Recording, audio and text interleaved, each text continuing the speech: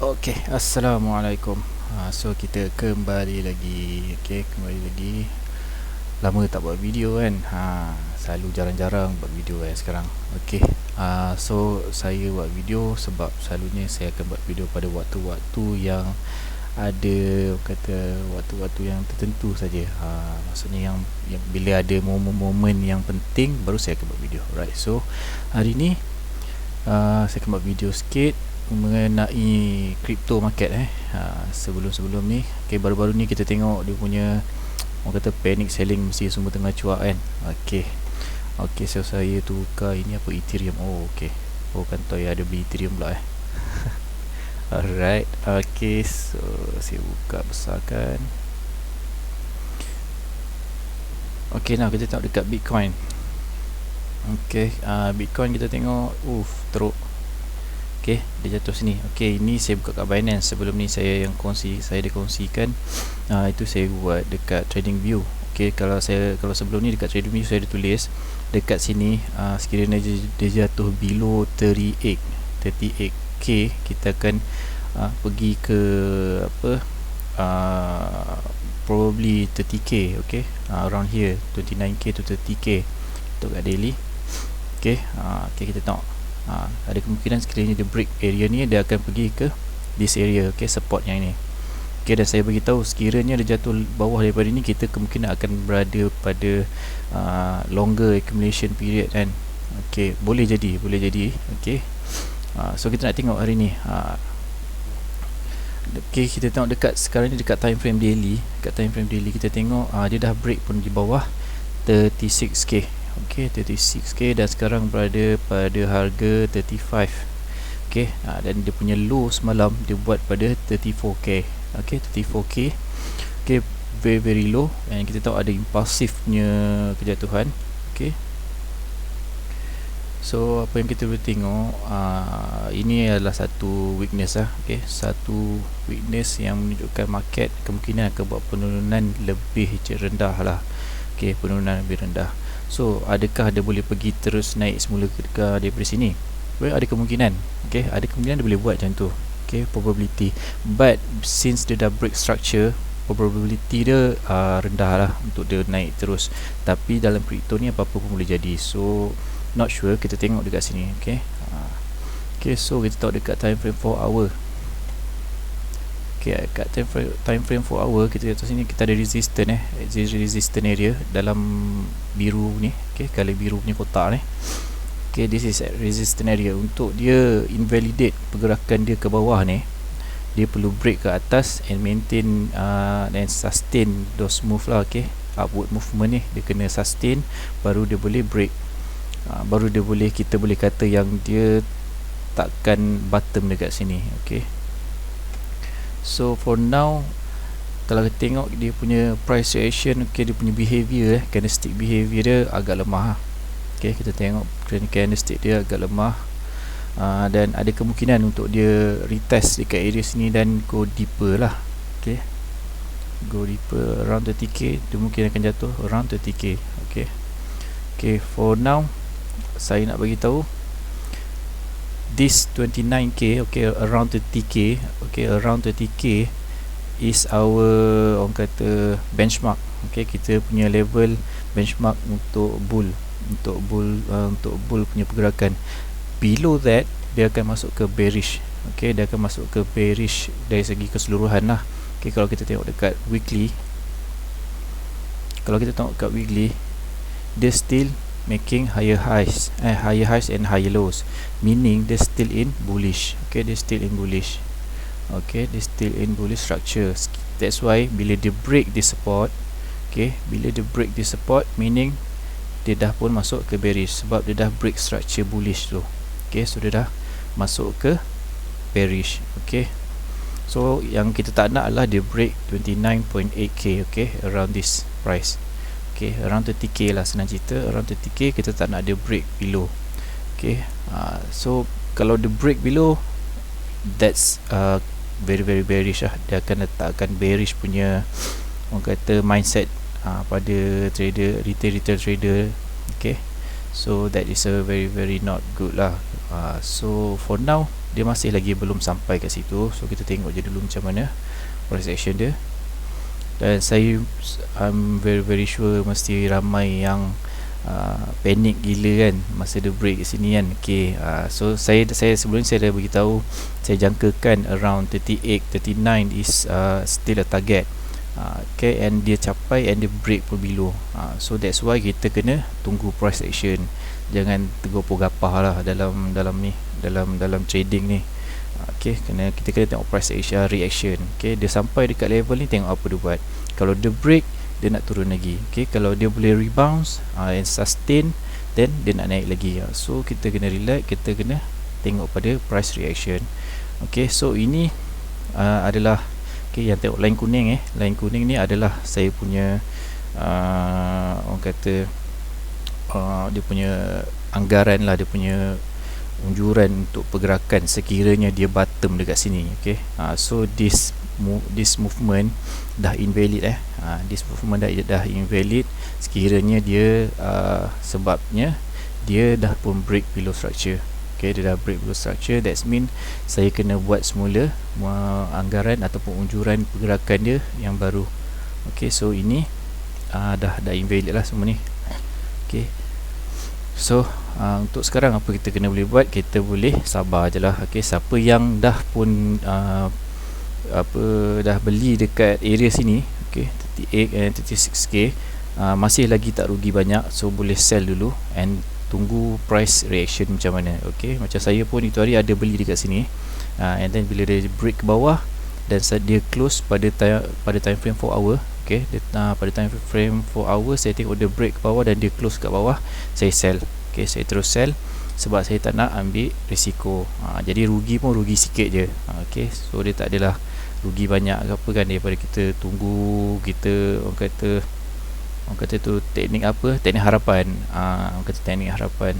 Okay, so daripada kita berharap berjatuh lagi rendah. Okay, so kita break structure, kita sell. Okay, kita tunggu price reaction macam mana. Adakah dia nak naik daripada sini ataupun dia nak retest this resistance and go downwards, more ke bawah. Kita sendiri pun tak tahu, so kita tunggu saja. Okay, tunggu, kita tengok price reaction pada resistance ni. Kalau dia berjaya break, then it's a bullish, dia kembali bullish lah. Okay, dia break below, dia dah mula signal bearish lah. Okay, kalau dia break this one, that's a bearish season lah untuk kita. Okay, kalau dia break below 30k ni, dia break below 30k, dia dah masuk ke fasa bearish. Okay, fasa bearish season lah. Okay, sebenarnya kalau nak ikutkan technically, kita dah pun dalam bearish punya movement. Tapi kalau kita tengok dari segi keseluruhan, kita still in bullish condition. Okay, see, kita still in bullish condition sebab dia buat higher high dan juga higher low. Okay, so kita still in bullish condition. Cumanya sekiranya dia break structure, then it's bearish. That's why kita kena hold this 30k. Okay, so pendapat saya, adakah dia akan hold 30k? Okay, depends. Okay, kita kena tengok price reaction. Okay, that's why saya kena tunggu dia sampai sini, kita tengok apa dia buat. Kita tengok pada candlestick behavior, kita tengok pada pattern yang ada. Okay, so for now, adakah dia akan jatuh lebih rendah? Ada kemungkinan, sebab kalau kita tengok, kemungkinan tu lebih besar lah untuk dia jatuh ke bawah. Sebab kita tengok kat sini, kita ada rising wedge. Okay, ada yang nampak ni sebagai rising wedge lah. Okay, macam ni, dia ada rising wedge. Rising wedge ni bermaksud dia nak buat reversal. Okay, reversal untuk pergerakan ni. Untuk pergerakan ni, see, untuk pergerakan ni dia nak buat reversal ke bawah. Okay, so ada kemungkinan dia nak jatuh. Okay, so ada kemungkinan macam ni. So ada juga yang nampak dia sebagai, this one dipanggil sebagai apa yang dia panggil, triangle ni. Dia tak nampak. Okay, dia nampak macam ni, triangle. Okay, apa-apa pun ini semua signal untuk ke bawah juga, sama je. Okay, kita tengok kat 1 hour. Ada yang nampak macam ni. Okay, ascending triangle. Okay, ada yang nampak dia sebagai ascending triangle, ada juga yang nampak dia sebagai rising wedge. Okay, rising wedge macam ni. Okay, ada juga yang nampak sebagai rising wedge. Okay, macam mana pun dia adalah signal untuk downside lah. Okay, so dia adalah continuation pattern. Okay, ni dipanggil sebagai continuation pattern. Okay, rising wedge. So kena berhati-hati. Okay, siapa yang nak beli boleh beli. Nak beli pun saya sudah berisiko lah. Siapa yang beli kat bawah ni boleh lah beli bawah ni and then sell dekat sini semula. Okay, so dapatlah untung sikit. Berapa ni, katakan kalau beli dekat sini hingga target lebih kurang sini. Okay, about 5% lah. Okay, siapa yang beli kat sini. Alright, so kita tengok price action macam mana dekat sini.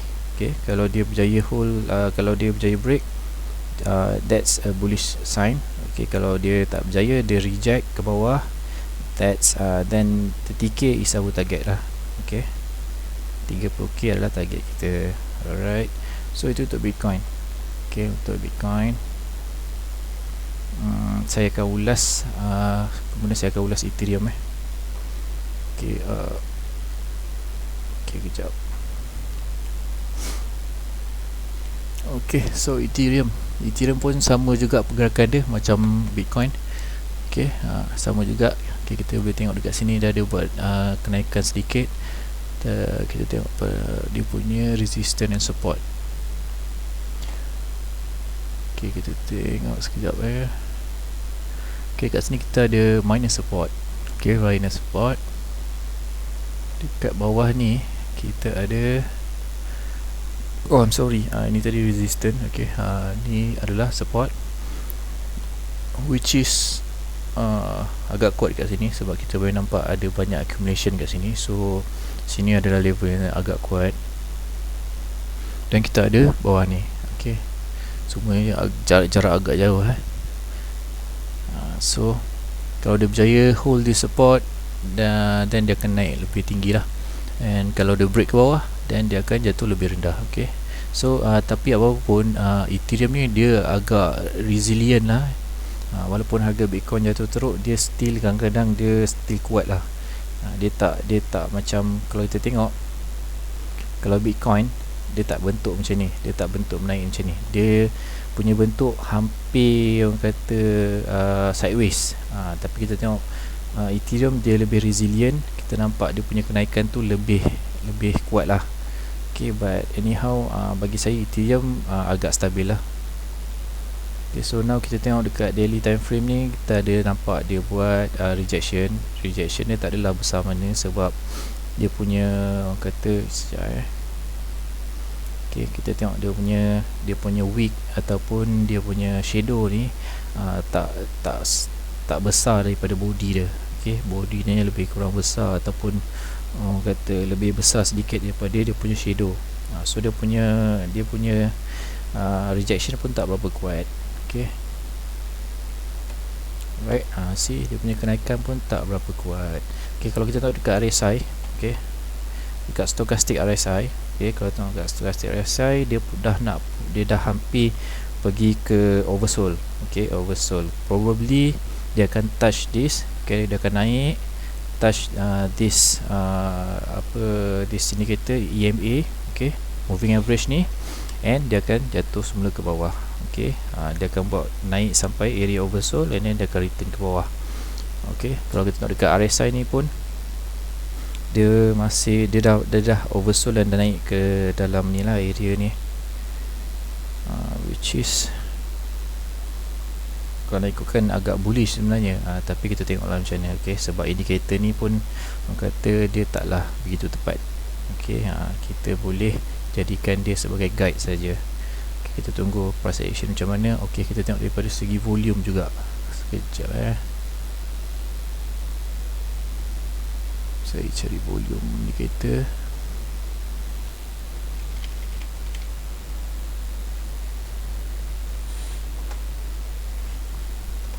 Okay, kita tengok dia punya volume pun,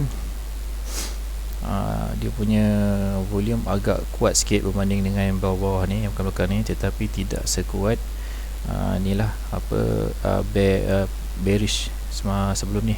Okay, so which means bearish still in control. Okay, bear still in control.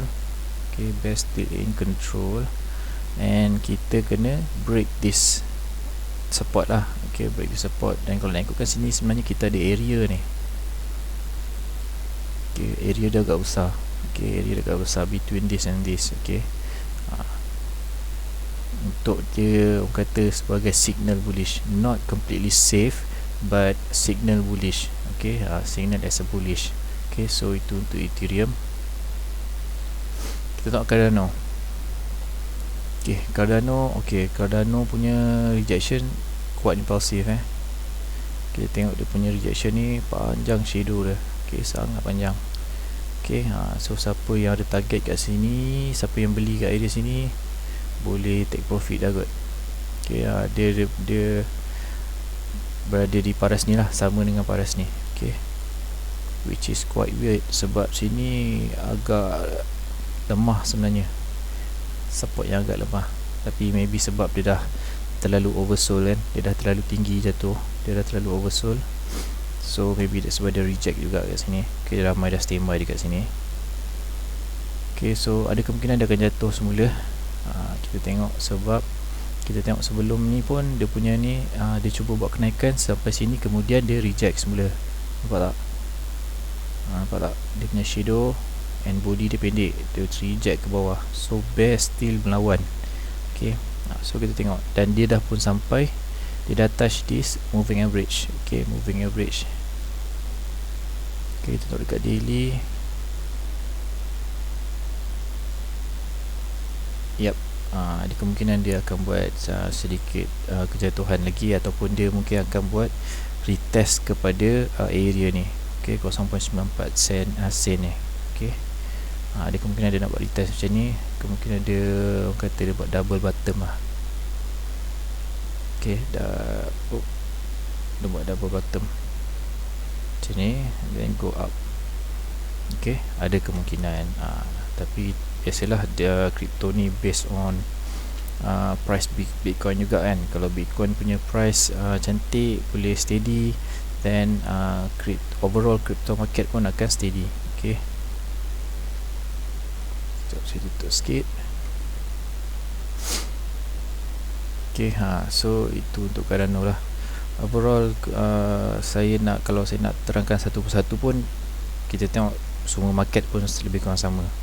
Okay, Bitcoin, sebab crypto market ni dia still ikut harga Bitcoin. Okay, dia punya pergerakan dia tu still berdasarkan Bitcoin. Bila Bitcoin lemah, yang lain pun selalunya akan lemah ataupun sideways. Tapi bila dalam keadaan panic selling macam ni, selalunya keadaan yang impulsif, negatif macam ni, yang bearish macam ni, selalunya crypto market yang lain pun still akan jatuh juga.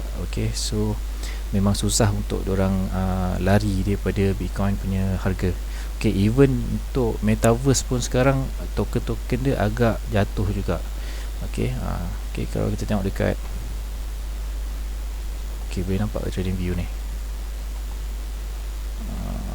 Alamak. Okay, never mind. Kalau kita tengok dekat harga-harga metaverse pun still jatuh juga. Okay, so semua still mengikut harga ni lah, Bitcoin. Pergerakan dia lah, bukanlah apa orang kata 100% exactly, tapi dia mimic. Okay, dia mimic Bitcoin punya pergerakan juga.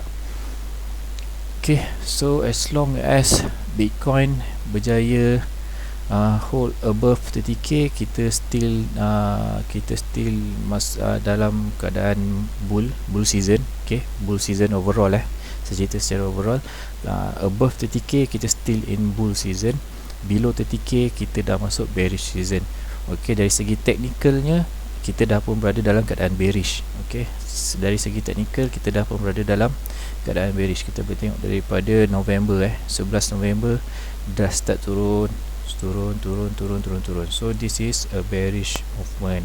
Okay, so technically kita dah pun bearish, tapi in term of season, kita masih lagi berada dalam bull season as long as dia tak break 30k. Okay, selagi dia tak break structure, dia still dalam dia punya trend. Okay, see this right here. Okay, they still making higher highs and higher lows. Okay, so unless they break this structure, then dia akan loop bearish lah. Okay, so itu saja untuk crypto market hari ni. Okay, terima kasih.